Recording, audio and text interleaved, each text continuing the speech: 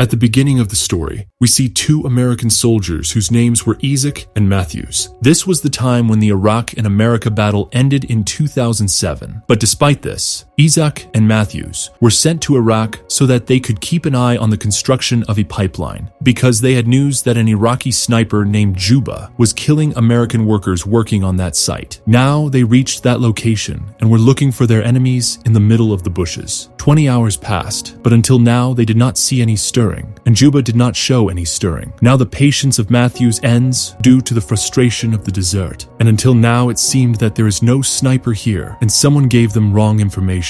From Isaac, he says that they should go a bit further and explore this entire area, but Isaac says that doing so would be silly, because if Juba is present here, he will not leave them alive. He says that if Juba were here, he would have seen them in these 20 hours, or if Juba was here, they would have seen him, and that in the rest of the bodies, he thinks these people were killed by Iraqi robbers. But it is said that all these people died by headshot, and it was not the work of robbers, but a professional sniper's job. Though Matthews did not agree with Isaac, after seeing some more hours pass, he decided to wait. But after some more hours passed and he still didn't see anything, finally Matthews broke his patience. He decided to go to the construction site and check. He told Isaac to cover him and went on with his own gun. After walking a little bit, when he reached the site, he saw some of the corpses of American soldiers, and the rest of the bodies were American workers. Matthews found a radio here, and he started picking it up. Suddenly, he started to look back through the scope of his rifle, due to which he was unable to see Isaac. Isaac gave it to Matthews and told him to return it to him. "How many times have I told you to change your scope and take some other kind? But you do not hear me," Isaac says. "This scope belonged to our beloved friend Dean, and so I always keep it with me." Actually, Dean and both of them were old friends, and he was killed during the war, and this was the last thing left from Dean. After Matthews checked the corpses, he was completely surprised because all these people died from perfect headshots. Now Matthews realized that maybe Isaac was right, and this was the work of a professional sniper, and for sure, it could only be done by one man, and that is Juba. Matthews tells Isaac about it, and Isaac says, "You come back from there immediately, or you'll be joining those corpses." Here, Matthews stands and tries to find out from which direction the bullets were fired between the site, and Isaac refuses to let him do so. But by now, it is too late. A sniper bullet hits Matthews in the stomach. Now Matthews falls to the ground. Seeing this, Isaac runs to save his partner, and to avoid the sniper's bullets, he proceeds in a zigzag pattern. But now he can't save Matthews. Before he can reach him, another bullet hits Matthews. Isaac pulls him and drags him behind a wall, and they hide behind it. Now, Isaac immediately calls a backup team. He looks at his wound, where he is bleeding heavily. He ties a strip around his wound to prevent the bleeding, and immediately takes out his radio so he can call his base. Although he can't do it, because a bullet from the sniper had hit his radio directly, and as a result, the antenna of his radio was completely damaged. Then Isaac sees Matthews, who was trying to reach his gun. He says, "Stop crawling. Stop moving. If the sniper sees you alive, he will fire another bullet at you." But Matthews still doesn't believe him and tries to reach that gun. During this time, he faints from the pain. Now, Isaac is trapped here, and at the moment, he can't do anything to save himself. Isaac calms himself and tries to pull the bullet out of his leg, but the job is so painful that he faints there. He remains unconscious for some time, and then opens his eyes when he hears a little stir on the radio. He thinks that maybe the US Army is trying to contact him, and he becomes very happy. He gives them full information about the situation and asks them to send a backup team. Now the officer who is talking to Isaac on the radio tells him that it is impossible to find him in such a large desert, so they want him to stand in his place or fire in the air so that they can locate him and help him. Now Isaac becomes annoyed, and he becomes suspicious of this man because all these things were against protocol. After that, when Isaac focused on the man's accent, he immediately understands that this man is not American, but the sniper who shot them. The sniper had captured the radio frequency of Isaac, and now he was having fun.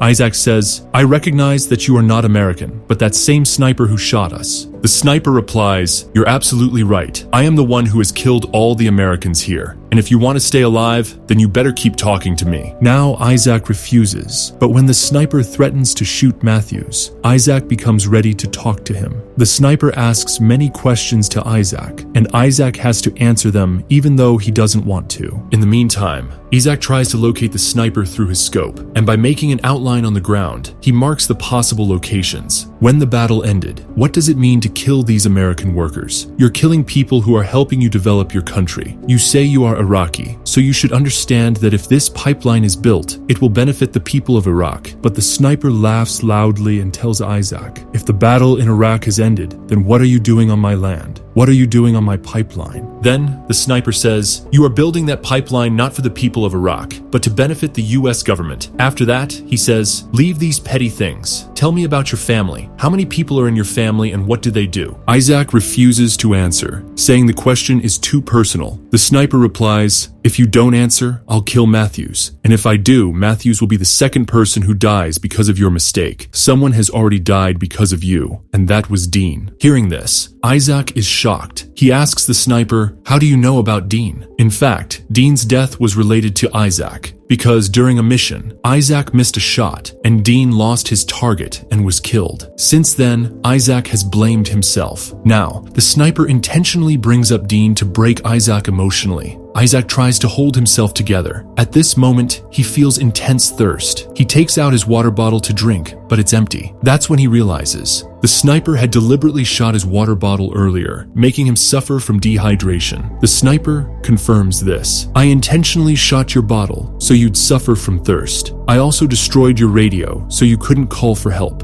And I shot your leg instead of your head so you wouldn't be able to escape. By tomorrow morning, you'll probably be dead. You've been shot, lost a lot of blood, and you have no water. Isaac calls the sniper a terrorist. The sniper laughs and says, you have a gun in your hand. You're in my country. You tried to kill me and still you call me the terrorist? During this conversation, Isaac tries to locate the sniper. His eyes scan the area and then fall on a trash heap. He immediately realizes that the sniper is hiding in it. He's stunned by how dangerous and skilled the sniper must be to camouflage himself in a pile of garbage. It's no child's game. Isaac says, you're not just any sniper, you must be Juba. The sniper answers, I'm not Juba. I'm just an ordinary Iraqi citizen protecting my homeland. Isaac counters, you got your sniper training from the US Army, and then you betrayed them. You started killing them. But the sniper says, the US Army didn't train me. I only kill those who try to harm my country. Isaac's condition is deteriorating. He falls to the ground due to dehydration. The sniper says, if you die, I'll skin your back and carve something on your forehead. But then, an idea strikes Isaac. He tries to use a piece of wood to detect the sniper's position. Though he makes an attempt, he fails and becomes disappointed. In his search, he comes across a fellow soldier's body. He checks it, hoping to find something useful. But when he returns, he sees that his scope is broken. Now, he has no way to see the sniper. Suddenly, Isaac hears a sound on the radio. Matthews is conscious again. Isaac shouts to him and tells him the location of the sniper. Matthews tries to spot the sniper through a small glint of light reflecting off metal. Meanwhile, Isaac distracts the sniper by engaging in conversation. The sniper reveals, many years ago, I used to be a teacher in Iraq, but during the war with the US, all my students were killed. Since then, I've burned with the fire of revenge. As this conversation continues, a sandstorm arises. Matthews uses the moment as cover. He grabs his rifle, and as soon as the storm settles, he fires several shots into the trash heap, hoping to hit the sniper. But as he reloads his rifle, the sniper fires and shoots him in the hand. Isaac tells Matthews to get behind the wall, but before Matthews can make it, the sniper lands a headshot and kills him. Isaac watches in horror. He remembers Dean and how he wanted to meet Dean's family to apologize. The sniper speaks again. If you want to stay alive, keep talking to me. Tell me, why do you still carry Dean's scope? After crying silently, Isaac finally confesses, Dean's death was my fault. I made a mistake, but I lied. I told others that Dean had killed the enemy sniper. That lie has haunted me ever since. While speaking to the sniper, Isaac hears another faint signal over his radio. He realizes the base team is trying to contact him. He tries to reply, but it's no use. The sniper has tapped into the frequency. Isaac can hear them, but they can't hear him. He tries again to communicate with them and requests a backup team. Then, he has a realization. The workers at the site had never called for help. It was the sniper who had lured them with fake radio messages, so that more US soldiers would come and be killed, one by one. Isaac tries to stop the radio communication, but he's overwhelmed and loses consciousness. When he awakens, the radio is quiet. He believes the sniper may have fallen asleep. Seeing a chance, he crawls toward Matthew's rifle, takes aim at the trash heap and fires into it repeatedly, hollowing out the area with bullets. Then, Isaac sees 2 U.S. helicopters approaching. He drops the wall in front of him so they can spot him. The team notices him and fires toward the trash heap. Though Isaac isn't sure if the sniper was hit or killed, he waits to see if the sniper will shoot back. Luckily, no bullets come. Isaac believes the sniper is either dead or badly wounded. The helicopters land, and his team lifts Isaac onto a stretcher to evacuate him. Isaac tries to tell them about the sniper, but he's too weak to speak properly. The helicopters take off, but just as they reach some altitude, the sniper opens fire, killing the pilot and causing the helicopter to crash. In the final scene of the movie, we see that the sniper contacts U.S. headquarters via the captured radio and mockingly requests a rescue team. And with that, this gripping and intense movie ends.